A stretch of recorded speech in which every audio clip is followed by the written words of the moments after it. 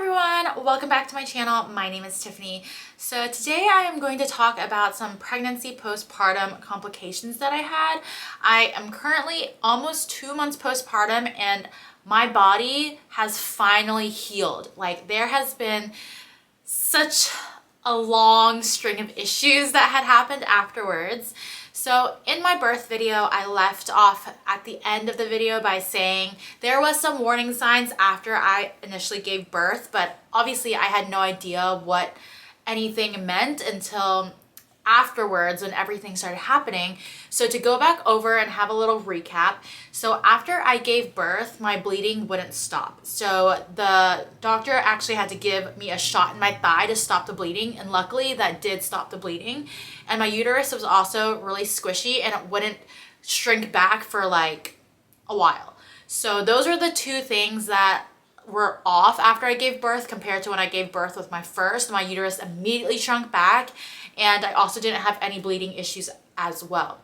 So I go home with the baby, everything's fine, you know. By the time I got discharged, the bleeding had stopped, my uterus was back to its normal size. And then when I go home, like, I was bleeding for like 3 weeks. And with my first, the bleeding stopped like after 1 week and I was completely healed and everything was really great. But with this postpartum experience, I just kept bleeding and bleeding and bleeding and bleeding and bleeding. And then by the 3-week mark hit, the bleeding kind of already tapered off. So I wasn't expecting anything to happen. So I remember going to bed at around like 10 o'clock because I was cramping and I was like, oh, I don't really feel that well. So let me just go to bed. So I go to bed and then at 2 o'clock, I wake up to use the restroom. And then when I go to use the restroom, I pass an egg-sized clot. And I was like, oh my gosh, this is so strange because this has never happened before. And I'm already 3 weeks postpartum, so why is this happening? So I didn't really think much into it. And then I go back to bed. And then at 4 o'clock, I wake up again and I use the restroom and I pass another egg-sized clot. At this point, I'm like, this is definitely not normal. So I call the doctor on call and then she's like, it's normal, that can happen. And I'm like, I'm 3 weeks postpartum. And so she was like, just make an appointment in the morning to come in and see the doctor. But this typically can't happen. And I was like, sure, okay. So then I go back to bed and then I'm still cramping at this point too. And I'm like, this is so strange because from personal experience, like when I'm cramping, it's either like from my period or like contractions and that's your body trying to expel something. So I'm like, is there still more in my body that's it's trying to get rid of?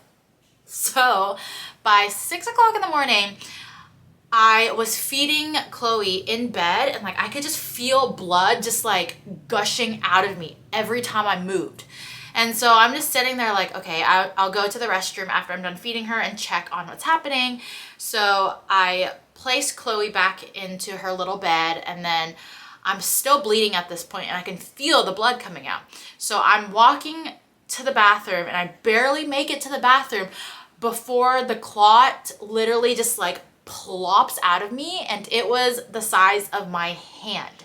So I'm staring at that like freaking out at this point and there's like blood everywhere, like all over the floor, all over me, just literally like dripping everywhere because I'm trying to like, I didn't even make it to the toilet. I like barely made it to the bathroom. And so I'm like trying to hold everything together and I'm like, Chad, you need to come look at this. And then he's like asleep, you know, because it's like 6 o'clock in the morning. He comes over and then his face is just like, and I was like, I don't think this is normal.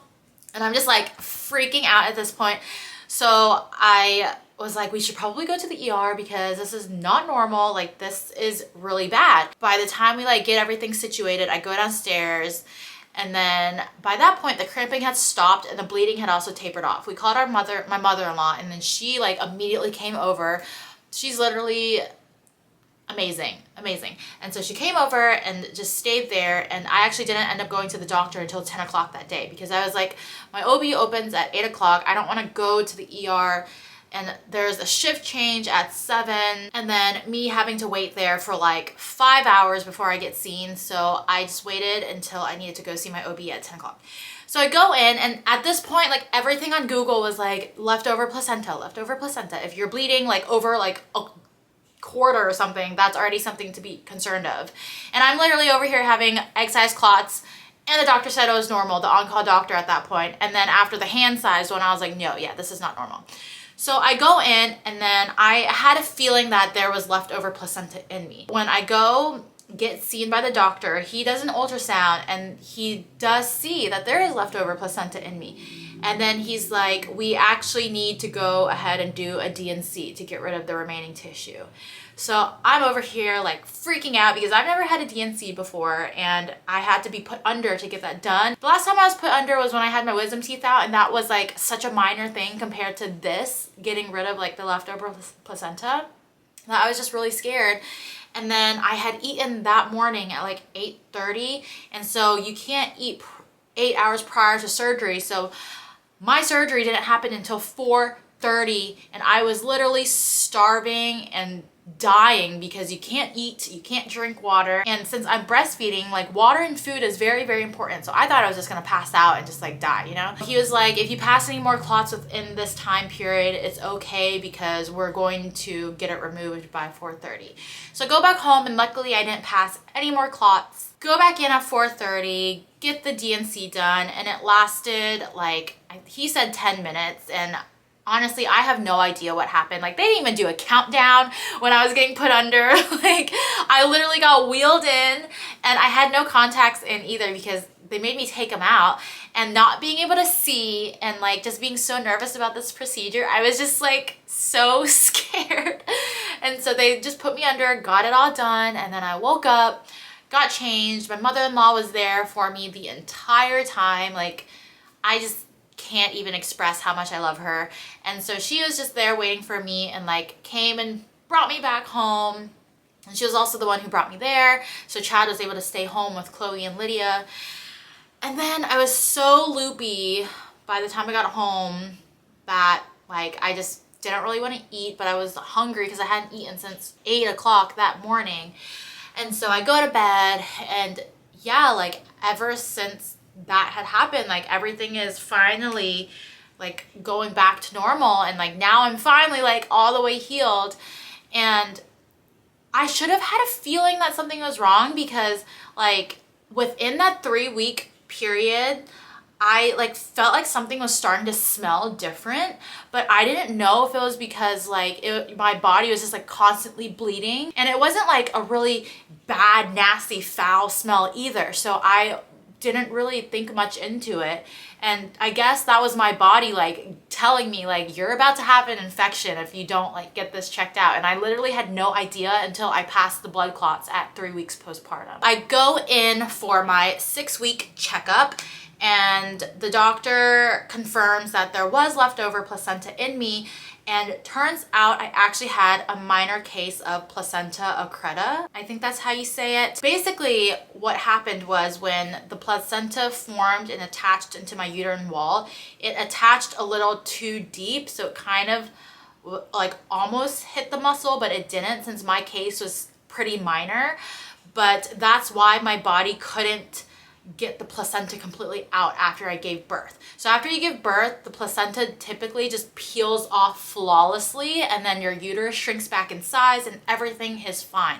But when you have issues with the way your placenta attached, it can sometimes attach too deep, and then it doesn't peel off. And typically you don't know you have an abnormal placenta until you give birth, and that's when women start hemorrhaging because their placenta isn't peeling off properly. Since I had a minor case of it, that would explain why the bleeding wouldn't stop. Now that this has happened, the doctor said in the future it is probably more likely to happen again. So if it does happen and you do end up hemorrhaging after birth, we need to develop a plan. The plan is after the 3rd, if this happens again, then I will need a hysterectomy.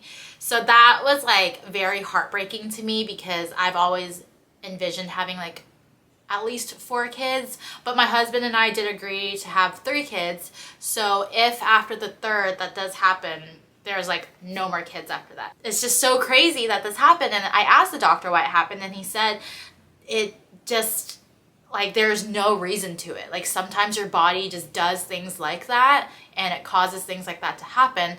But since we are aware that it happened this time, for the next time I'm pregnant, he said we're just going to monitor me really, really closely and to check and see if the placenta has attached normally or abnormally prior to giving birth. So going into the birth process, we know exactly like what's going to happen. That is literally everything that has happened in my postpartum period up until now, where I'm almost 2 months postpartum, and I literally finally stopped bleeding like last week. So it's just been 2 months of just in the beginning not really knowing what was happening, and then needing to go to the hospital to get a D&C, and then now we're here and I'm finally healed and everything. It's just crazy. So if anything ever happens and you like feel off, just listen to your gut, because your gut knows. Like even after I called the on-call doctor and she told me I was fine, I was like, there is no way. Like my body doesn't pass clots even when I'm on my period. Like I never bleed like that. And so the fact that my body was doing that, I knew something was wrong at that point, even though the doctor was like, more than likely it's normal. And I was like, no, this is definitely not normal. And it's just so scary, because if my body hadn't tried to expel the placenta at the 3-week period, I could have ended up with a major infection. But luckily for me, I didn't have a fever or anything. So there was literally no symptoms leading up to that until that 3-week mark, when I went to bed at 10 o'clock and then passed those clots at 2 o'clock in the morning. So it was just like boom, boom, boom. Like everything happened so quickly. So yeah, listen to your bodies. If you feel like something's wrong, definitely get it checked out, because you know your body best and you have to be your own advocate. That is everything that's happened, and I hope y'all enjoyed this video, and I'll see y'all in my next one. Bye.